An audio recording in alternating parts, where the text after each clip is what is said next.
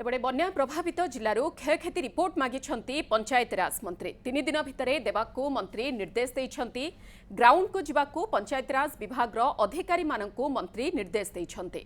पीवा पानीर समाधान पई पानी टांकी सह मोबाइल भ्यान रो व्यवस्था होइछे। अनेक स्थान रे रास्ता धोई जाइछि। सेने मध्य 3 दिन रे रिपोर्ट देबाकू मंत्री निर्देश देइछंती।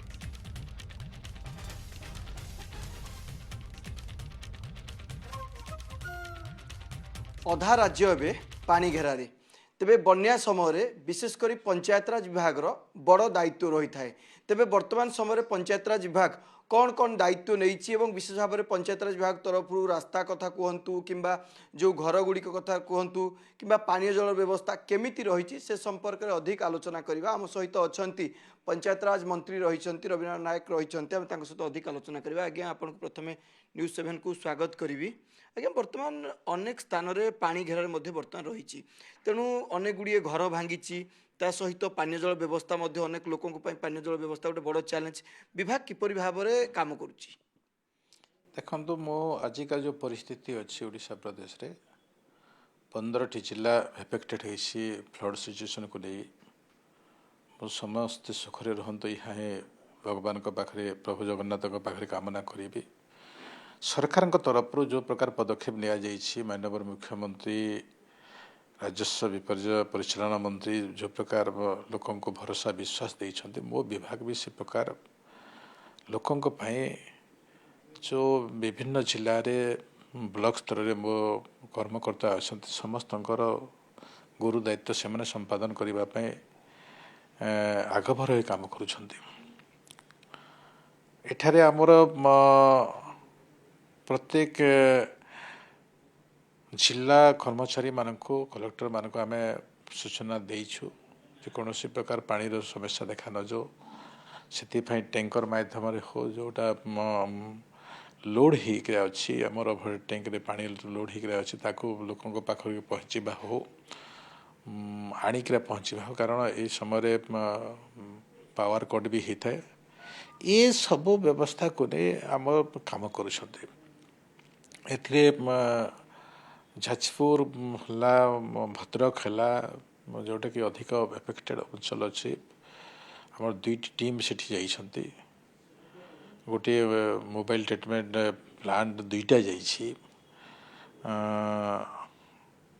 जोठी कि 500 थर को 1000 पाउच जोटा पानी बाहरी पार एवं जो ट्यूबवेल अच्छी ताको डिसइनफेक्शन करने भी आम सब व्यवस्था करूँ ब्लीचिंग व्यवस्था करूँ सब व्यवस्था आम करूँ।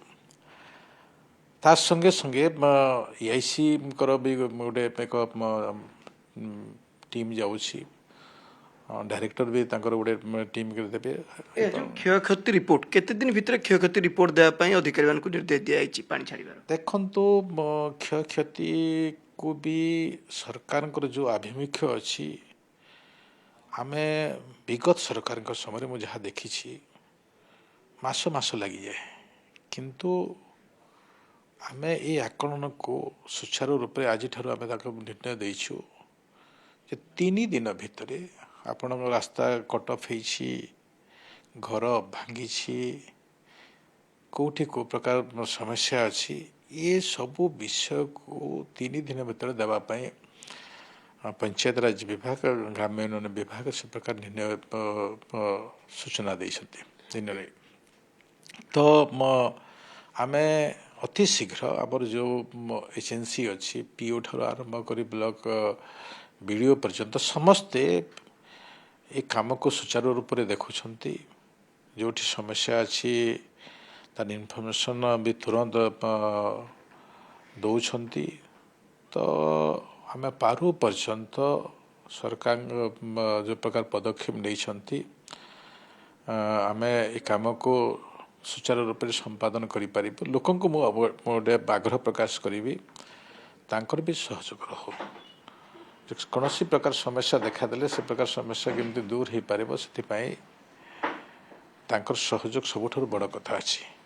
तो ये दृष्टि घर कथा कहतु पानी कथा कहतु विभाग तरफ ଆମେ ପ୍ରତ୍ୟେକ ମୁହୂର୍ତ୍ତକୁ ଆମେ ସମ୍ମୁଖୀନ ହେବା ପାଇଁ ଆମର ସେ ପ୍ରକାର ପଦକ୍ଷେପ ନେଇଛୁ। ଯାହା ମଧ୍ୟ ଆପଣ ପ୍ରତିକ୍ରିୟା ଶୁଣୁଥିଲେ, ଯେହେତୁ ବର୍ତ୍ତମାନ ସମୟରେ ବନ୍ୟାର ସ୍ଥିତି ଚାଲିଛି, ଅନେକ ଗୁଡ଼ିଏ ଗାଁ ବର୍ତ୍ତମାନ ମଧ୍ୟ ପାଣି ଘେରରେ ରହିଛି, ତେଣୁ ପାଣି ଛାଡ଼ିବାର 3 ଦିନ ଭିତରେ ବିଭାଗୀୟ ଅଧିକାରୀମାନଙ୍କୁ ପଞ୍ଚାୟତରାଜ ବିଭାଗ କଥା କୁହନ୍ତୁ, ଗ୍ରାମ ଉନ୍ନୟନ ବିଭାଗ କଥା କୁହନ୍ତୁ, ସବୁ ଅଧିକାରୀମାନଙ୍କୁ ନିର୍ଦ୍ଦେଶ ଦିଆଯାଇଛି 3 ଦିନ ଭିତରେ ସେମାନେ କ୍ଷୟକ୍ଷତିର ରିପୋର୍ଟ ଦେବେ ଏବଂ ପରବର୍ତ୍ତୀ ସମୟରେ ସରକାର ତୁରନ୍ତ ଏ କ୍ଷତି ଭରଣା କରିବା ନେଇ ଯାହା ପଞ୍ଚାୟତରାଜ ମନ୍ତ୍ରୀ ମଧ୍ୟ ସୂଚନା ଦେଉଥିଲେ।